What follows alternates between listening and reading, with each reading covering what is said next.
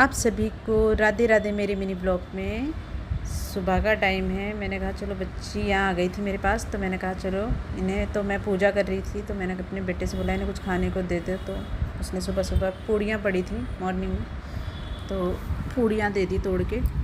तो इतनी आलस आ रहा है इस बच्ची को, ये लेटे लेटे खा रही। बेटा बोल रहा है उठ जा, पर नहीं उठ रही, लेटे लेटे खा रही। दो अभी कहाँ हैं पता नहीं, बैठी हुई हैं।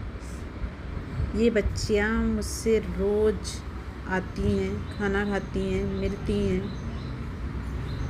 है ना। ये देखो हम पूजा भी कर रहे हैं। छठ पूजा हमारे यहाँ होती है जन्माष्टमी के 2 दिन पहले। तो ये देखो बच्चियाँ साथ में बैठी हुई हैं। हम नहीं मानते इन सब चीज़ों को कि डॉग छू ले तो अपवित्र होता है। नहीं, जो परमात्मा ही भेदभाव नहीं करता तो हम क्यों करें। तो साथ में बैठी हुई हैं बच्चियाँ। और ये देखो हम जैसे ही उठे, ये पायदान पर भी, जो पायदान नहीं सॉरी, आसन पर भी बैठ गई। जब तक कथा हुई तब तक बैठी रही। और ये देखो मेरी सासू माँ भी हैं। हमारे घर में कोई भी कुत्तों से हेट नहीं करता। ऐसा नहीं है कि इन डॉग ने हमें कभी काटा नहीं है, काटा है, बट हम समझते हैं क्या प्रॉब्लम होती है, इसलिए करते हैं, कभी शौक़ से नहीं काटते।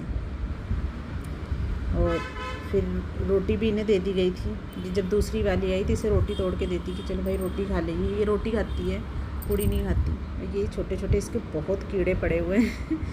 बीच में चले गए थे फिर पड़ गए। वो पाउडर लगाया था हिमालय का, तो उससे चले गए थे फिर आ गए हैं।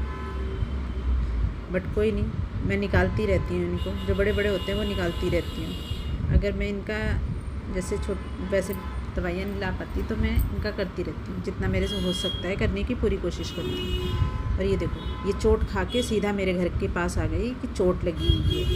और इसका पाँव दिन ही दिन सूजता चला जा रहा है। और अभी तो सरकारी छुट्टी चल रही है तो हम कहीं दिखा भी नहीं सकते इसे।